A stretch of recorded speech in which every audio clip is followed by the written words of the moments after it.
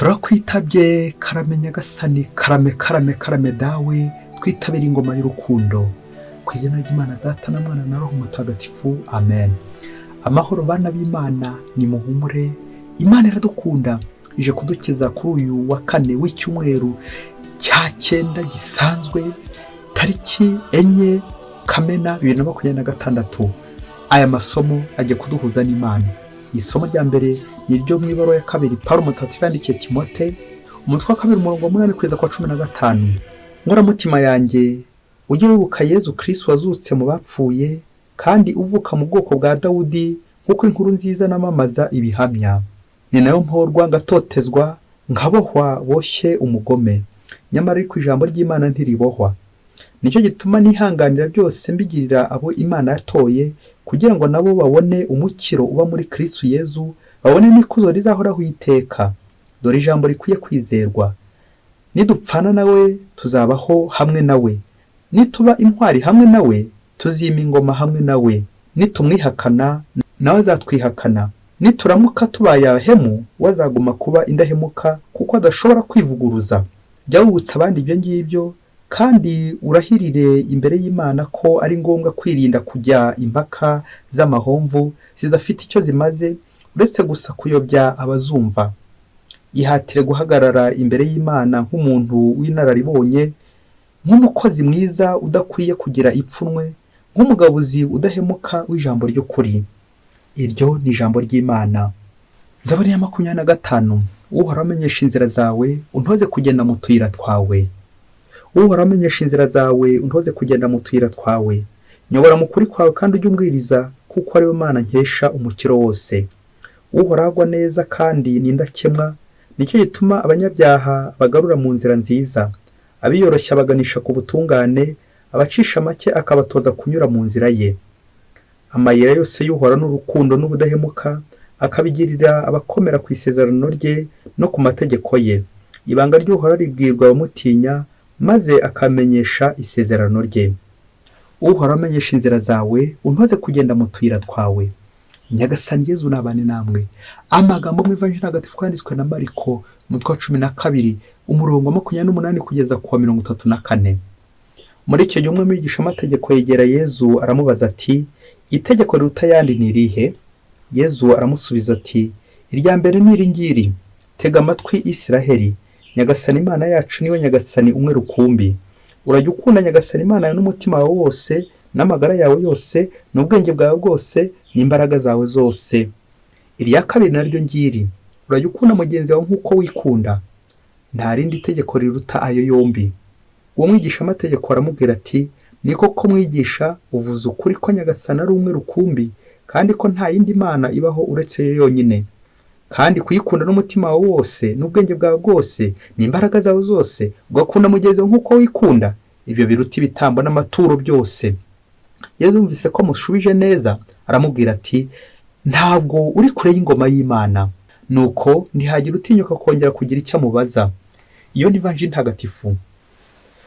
Abayoboke b'Imana, nimugire amahoro. Aha tugeze ni kuri buri munsi. Fungura buri munsi, ufungure buri munsi, ufungure abandi buri munsi.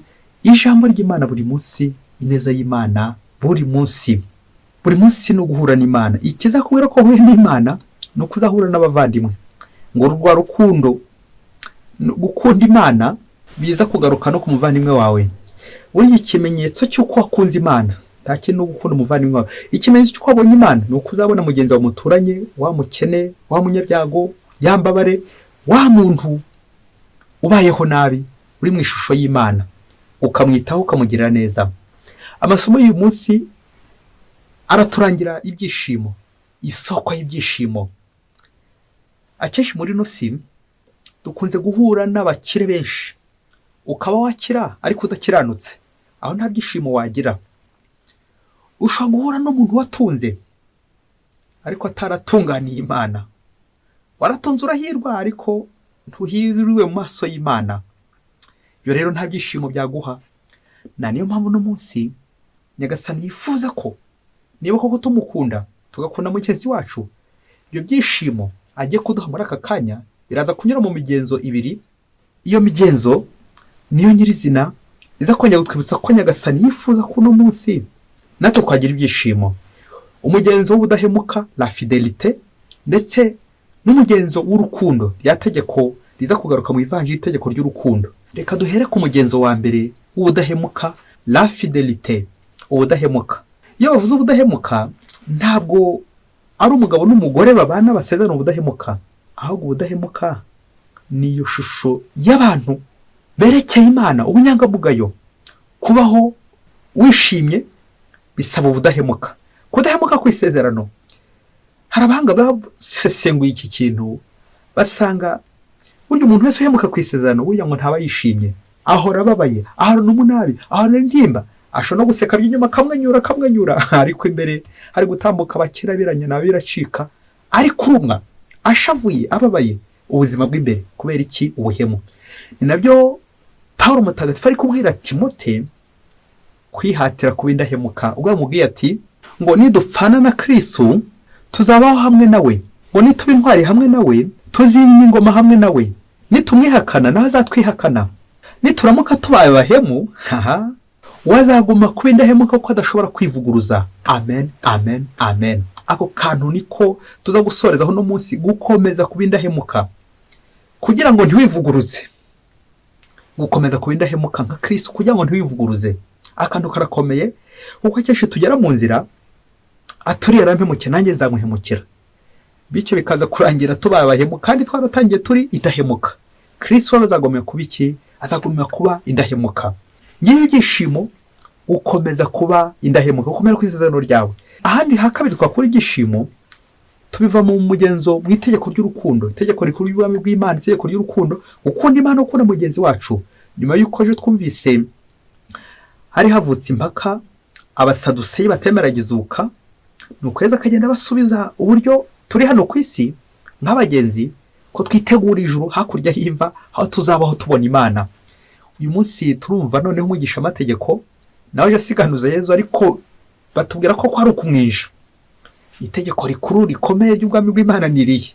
Yesu amusubiriyemo amubwira ko ari urukundo rw'Imana n'urwa mugenzi wacu, gukunda Imana na mugenzi wacu, kugira ngo ejo n'ejo ubundi tutazirengagiza, tukirengagiza bagenzi bacu, tubwira ko dukunda Imana, dukurikiza amategeko, turi abantu b'Imana, tujya mu misa tukavuga amasengesho n'ibindi byinshi cyane, imigenzo yose y'inyuma tukayirondora, ariko imbere dufite urwango muri twebwe, twanga bagenzi bacu. Aho niyo Nyagasani aje gutwibutsa ko ibyishimo byacu ari ukugira ngo dushyire mu bikorwa itegeko ry'urukundo, atari amagambo gusa, ahubwo ibikorwa by'urukundo. Ngiki kizadutera ibyishimo. Ntago ari uko mbiririmba gukundana, ntago ari uko mbivuga gukundana, ahubwo itegeko rikaba riri imbere yanjye, gukora ibikorwa byiza, ibikorwa by'urukundo bisobanura rwa rukundo. Amen. Ni ngombwa rero rwa rukundo ruva ku Mana rukagera kuri mugenzi wacu. Akamvugo muhangira iti ukunda ntumwiba, ukunda ntumugambanira, ukunda ntumusambanya, ukunda ntumwica, ukunda ntumubeshyera, ukunda mbese umugenzereza neza nkuko nawe wifuza ko yakugenzereza. Ngiyi itegeko ry'urukundo kuri mugenzi wacu. Uzasanga tugenda turirimba abagabo n'abagore, abantu bashinze ngo ati nkunda umugore wanjye, hanyuma se ko umukunda ukaba umuca inyuma, nkunda umugabo wanjye kuki umukunda ukaba uri kumuca inyuma. Icyo ni ikimenyetso cy'uko umwanga, ahubwo kuba umuhemukira, kuba ukomeza kumugira nabi, kuba hari ibyo ukora rwihishwa bibi ukabimugira nabi, ukamugambanira muri ubwo buryo, ni ikimenyetso cy'uko umwanga. Niba utarabyemera, iyi minsi izabikwemeza. Urabiririmba gusa nk'uwisha amategeko y'umufarizayi, ariko nta bikorwa ukora. Uwo mubano uramuhemukira, warangiza ngo uramukunda, dukundane nk'abavandimwe, nk'abari muri kominote, dukundane, turakundana, ariko se wasanga ari ujya umuhemukira, umugambanira, kandi byaba. Icyaha cyo guca inyuma kigereranywa n'icyaha cyo gusenga ibigirwamana. Banavuga ngo gusenga ibigirwamana, ikigirwamana ngo ni ikintu cyose ukunda ku buryo utakiburira umwanya mu buzima bwawe. Niba hari urundi rugukunda atari urwawe, navugaga abandi bagore cyangwa abandi bagabo ujya ujyamo ugaca inyuma uwo mubana, ni ikimenyetso cy'ibigirwamana, ni ikimenyetso cyo kudakunda Imana, ni ikimenyetso cyo kudakunda umuvandimwe wawe, ni ikimenyetso cy'urwango, ubuhemu. Tuze gusaba inema yo kuba indahemuka buri munsi. Niki cyampesha ibyishimo mu rugo rwanjye? mu muhamagaro wanjye, mu mubano wanjye n'Imana. Niki cyatuma nishima? Uyeye, mu gusoza ndifuza gukubarira inkuru kugira ngo uze kureba nawe ikintu cyaguhesha ibyishimo. Ngo umunsi umwe kure cyane mu gihugu cya kure, ngo mu rugo rumwe rw'umugabo n'umugore, ngo bari bakize cyane. Ibi byo gukira no kwisi bafite amafaranga iposita asimbuka, bafite amakonti apfiningiye, ibintu byinshi cyane, ibintu bya mirenge, amamodoka, ibibanza n'ibindi byinshi cyane. Ariko nubwo bari bafite ibi byose, umugore wo muri urugo yarashavuye, nta byishimo, yarabuze ibyishimo. Ngo kubera iki? Ngo nubwo yabiryaga ibyo byiza, ariko umugabo ngo yamucaga inyuma, kandi akanabimugaragariza, akanabibona. Bishoboke ko yabimukoraga no mu maso. Neza neza uyu mugore nubwo yaryaga neza, akabaho neza, afite ibintu byinshi, ariko ngo yarabuze ibyishimo. Nuko ngo umunsi umwe wa mugore abonye uyu mugabo wari kumukorera neza neza, akamuzanira aho indaya ari naho abyibonera, wa mugore aza kwicara atekereza atari ku wundi, njyewe ko kuva navuka ntaraca inyuma, ko kuva twabana njyewe ntaramuhemukira, ubu ikiruta si uko nanjye namwihimuraho, ko mfite abantu banyirukaho benshi cyane, mfite abayobozi, abategetsi, nanjye banyirukaho, reka nanjye nzire kure, ubundi muca inyuma, kiba kimwe kuri kimwe, aho yahereye nanjye aca inyuma, byibuze nanjye koko nzishimira ko nanjye atajya asuzugura, aransuzuguza indaya, akansuzuguza abakozi, akansuzuguza n'abandi benshi cyane agenda azaniraho, koko kabiri gatatu sinabyihanganira. Nuko ageze imbere aza kwibuka ikintu kimwe ngiye gukwibutsa nawe abenshi tujya twitaho, avuga ati ariko ntacyo njya nkora ntabwiye umujyanama wanjye roho, reka maze njya kumushaka nongere mubwire by'umugabo ari kunkorera, nubwo abizi ariko nongere mbimubwire, ndetse namubwire n'umugambi ngiye gufata. Akabya bindi by'umuntu ujya kwiyahura, akajya umuntu agisha inama, ubwire uko bigenda. Uyu mugore ngo ageze ku mujyanama wa roho, atangira amubwira noneho ibyo agiye gukora, amubwira n'abayobozi noneho bari kumwirukaho, n'abategetsi bakomeye, n'abantu bafite amafaranga noneho bakize no kurusha umugabo we, mbese bamerewe neza kurusha umugabo we. Ati abo ngabo rero nanjye ngiye kubafungura umuryango umwe, bibuze nanjye nzuze ko hari ibyishimo nagize, ko nabuze ibyishimo, umugabo anca inyuma nkabura ibyishimo, ubu rero nafashe umugambi nanjye kumuca inyuma nk'uko najya bingenzereza. Nuko mujyanama wa roho aramubwira ati uzirikane uyu mugani ukomeye ugira uti il vaut mieux subir l'injustice que la faire, ngo aho kurenganya abandi nakwemera nkarengana. Rero ko umugabo wawe kikomeza gukurenganya, n'ibyishimo byawe uracyasigasiye ibyishimo, uracyafite isoko y'ibyishimo, kuko wowe utaramurenganya, utaramuhemukira. Rero inama nakugira, biragoye ko wamubuza n'ayo maboko yawe n'umunwa wawe ko yaguca inyuma akabishobora, cyangwa nawe ukabishobora kubimubwira akabyumva. Ahubwo intwari ikomeye uzamutsindisha wowe ni ukwirinda kwihorera, ni ukumworohera, ni ukwihangana. Ibyo bizatuma wishima. Icyo ni cyo wari ubuze, kwihangana. Numwihanganira wowe ukirinda kumwishyura, amaherezo uzishima. Nuko wa mugore agenda ariko ababaye. Ukwezi kwa mbere abyikuramo, ukwa kabiri n'ukwa gatatu yakomeje kugira kwihangana. Wa mugabo yewe yanabikora, wa mugore akaranga no kwihangana. Uzi ko nyuma y'igihe kirekire aribwo wa mugore yarabyakiriye, aribwo umugabo yaje kumusaba imbabazi ati madame naraguhemukiye, ariko nanjye ngiye none ndabiretse. Igihe cyaje kugera, urugo rwongera rumera neza. Wa mugabo ava muri za ngeso mbi, agendeye ko umugore atigeze we amuhemukira. Bayoboke b'Imana, Yezu Kristo akuzwe. Ngiki kizazana ibyishimo mu rugo rwacu. Mu rugo rumwe umugabo nashinga, umugore nawe akamushingaho, urugo ruzahinduka ubushingwe. Niyo mpamvu hagomba byibuze umwe muri ubwo rugo, nihaboneka umwe w'ikirara, indaya nabyo bitabuze, umwe azajya hasi yoroshye. Ibyo nibyo bizazana ibyishimo mu rugo, nibyo bizatuma undi nawe aboneraho. Umwe naba umuhemu, undi nawe akamwoma hejuru, nawe agakomeza kuba umuhemu, uzaba urusha iki mugenzi wawe? Ni ngombwa rero kwitoza, kutihorera, kwihanganirana, gusaba ingabire yo kwihangana. Ubu byo tubona ku isi ni byinshi cyane bibi. Ni ngombwa rero gushyiramo rinete zo kwihangana, umuntu wese wihanganye bigeraho agatsinda. Ni nacyo Imana idutoza ubuzima bwose burya ni ukwihangana. Ibi tubona ku isi, ibitubabaza, ibidushavuza, abatugora, abaduhemukira, natwe turamutse tubahemukiye kandi twagiye gusenga, twebwe twahuye n'ako gasengesho basi, ako gasengesho twakakiriye Imana, warangiza ugahemuka, umurushije iki wowe? Ngewe ibyishimo mubyeyi we, ibyishimo ntabwo bituruka ku kurya neza, wabayeho neza, urakize, ufite ibintu bya mirenge, ahubwo ibyishimo byawe bizaturuka muri kwa kwihangana. Ukihangana n'umuntu mubana, ukihanganira ibikugora, ukihanganira ibikuzitira, aho guhora, ahubwo ugatangira wihorera, aho kuzana amahoro ukazana umuhoro, uzaba watsinzwe, uzabura ibyishimo, kwiyahura bizaziraho. Simbikwifurije. Reka dusoreze ku magambo 3 aza kongera gufasha kwisuzumamo ibyishimo aho bikura, ndetse usuzuma n'icyabikubujije.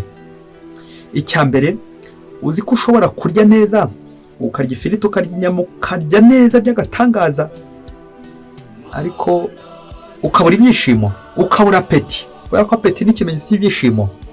Icya kabiri, uzi ko ushobora kuryama neza kuri matera nziza, ukaryama ku buriri bwiza buhenze, ariko ukabura ibitotsi, kuko ibitotsi nabyo ni ikimenyetso cy'ibyishimo. Ukajya urara utaryamye, ukajya urara uhangayitse, ati anciye inyuma, umugabo anciye inyuma, umugore anciye inyuma, akaba iyo gusaba kwara uruhu n'uruhande, ukaza kwibagirwa aho wakura ibyishimo, ko biva no mu kwihangana, ko atari uko kuryama neza gusa, ahubwo ko ari uko kwihangana. Icya gatatu gisekeje kandi kinababaje, uzi ko ushobora kwiha Imana, uwihaye Imana, uwiyeguriye Imana, ariko bikazarangira utageze mu ijuru, bikazarangira utabonye Imana.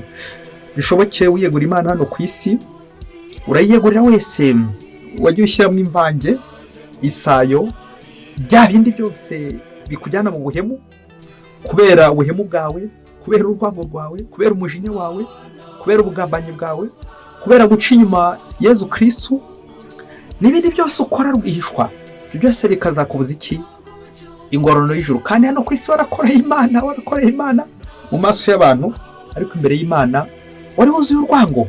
Nyagasani nanjye araza kunsaba uno munsi gutaha nk'umwigisha amategeko n'umufarisayi wese, werekana ko ibyo bintu byose byubahiriza inyuma gusa, abantu bakanabibona, ariko imbere atari ko bimeze. Ese Imana imbona ite? Ubuhemu bwanjye, ubugira nabi bwanjye, icyamaga umunsi mfukamirwe Nyagasani, uti Nyagasani naguhemutseho kenshi, ndaje ngo mbabarire, bityo nanjye umpe kuba indahemuka buri munsi mu muhamagaro wanjye, mu buzima bwanjye. Ibyo nibyo bizantera ibyishimo iminsi yose.